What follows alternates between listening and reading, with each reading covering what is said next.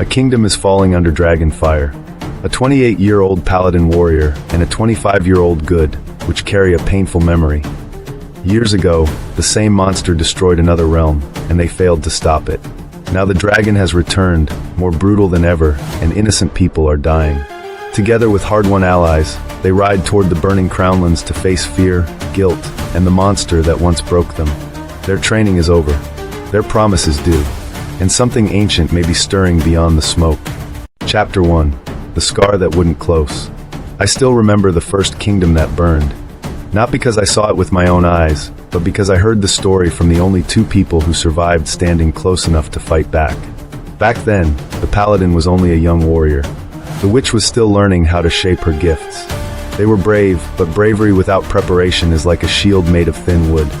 The dragon came in the night, tearing through stone and steel as if they were paper. It set rooftops on fire, crushed towers, and hunted people who tried to run. The two of them faced it anyway. They did not win. They barely lived. Years passed. The Paladin turned 28, and discipline became his second heartbeat. He trained until his arms shook, then trained again. He learned to move in heavy armor like it weighed nothing. He studied strategy, weak points, and how to keep fear from stealing his breath. The witch reached 25, and her magic grew steadier and cleaner.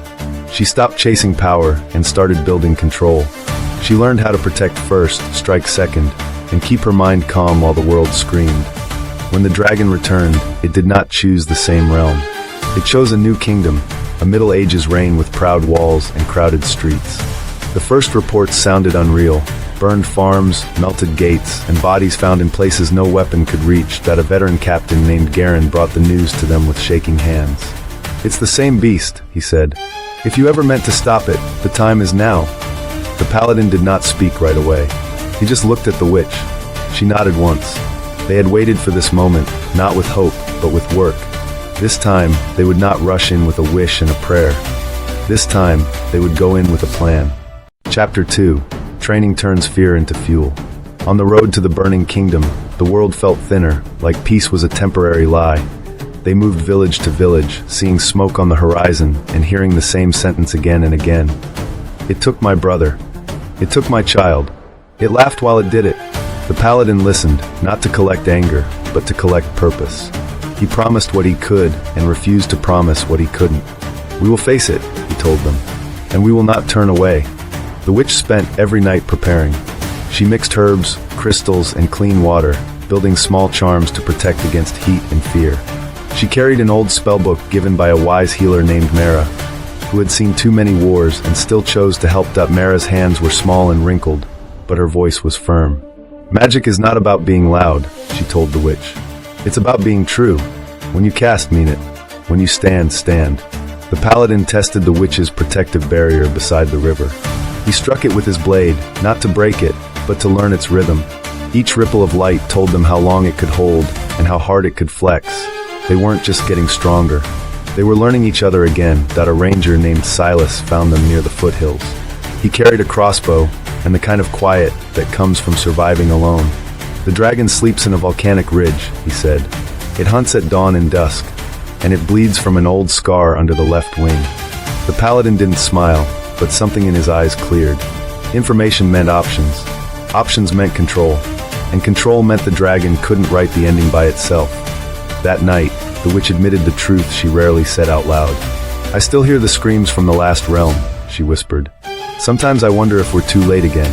The Paladin answered with a calm that came from thousands of hard mornings. "We're not there yet," he said. "And we're not the same people."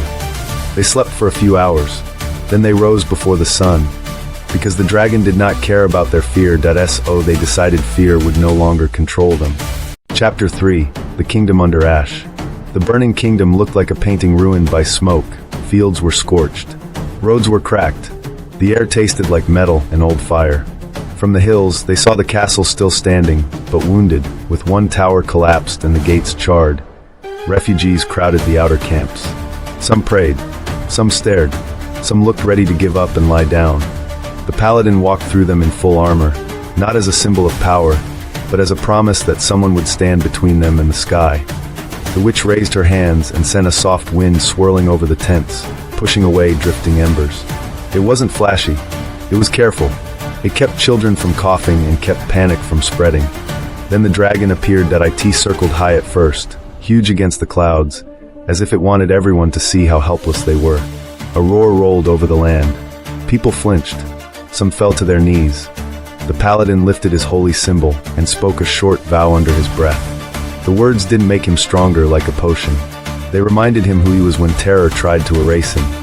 Captain Garen gathered a small militia at the stone bridge leading toward the castle. "We can't kill it," he admitted, "but we can buy you time." The paladin nodded. "Time is what we need." Silas disappeared into the trees, already choosing angles and escape routes. The witch looked toward the volcanic ridge beyond the castle. "That's where it returns to rest," she said. They moved fast. The militia held the bridge. The witch redirected falling embers away from fleeing families. The paladin guided people toward shelter, his voice steady and loud enough to cut through chaos. And as they reached the scorched path leading to the lair, they passed melted armor and bones half buried in ash. The dragon didn't just kill, it made sure the living carried the message. The witch swallowed hard. The paladin tightened his grip.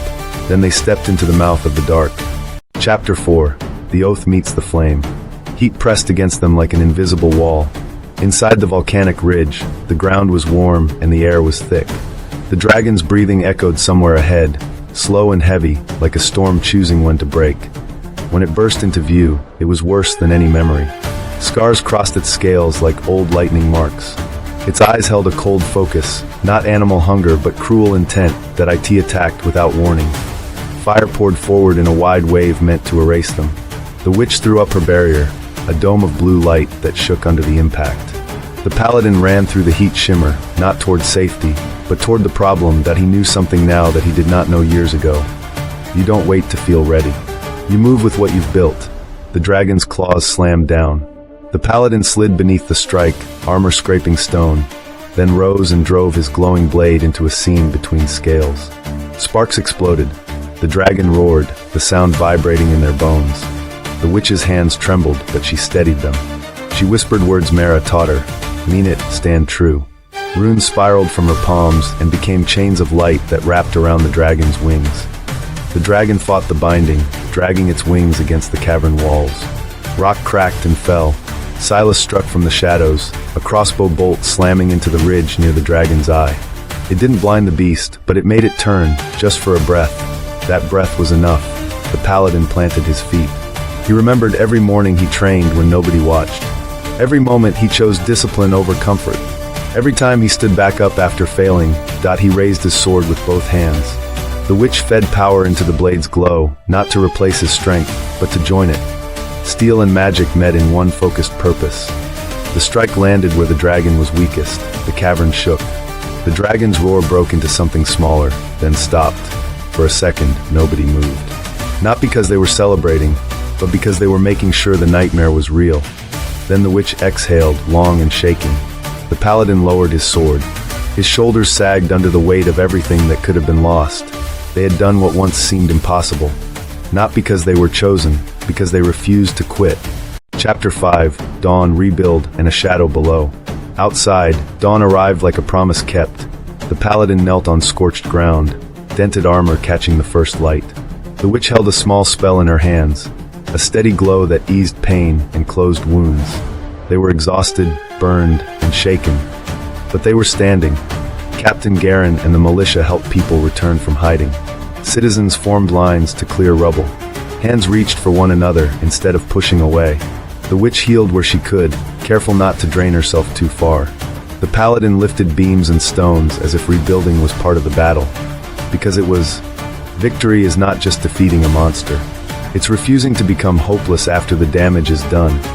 Later, they stood on the castle battlements, watching banners rise again. The air still smelled of ash, but it no longer felt like the end of the world. The witch spoke softly. "We did it," she said, like she was afraid the words might vanish. The paladin nodded. "We earned it," he replied. And so did everyone who held on long enough to see this morning. Far away, deep beneath an ancient mountain not marked on any map, water rippled in a cavern lake. Broken chains lay on stone like old memories. Something enormous shifted in the dark that a pair of eyes opened, glowing with waking hatred. The defeated dragon had a brother, and after centuries of sleep, it had finally risen. If you enjoyed this motivational fantasy story, subscribe to the channel, turn on notifications so you don't miss the next adventure, and hit the like button to support the series. Comment below with your favorite chapter and what lesson you took from it, and share this video with a friend who loves epic dragon stories and heroic comebacks.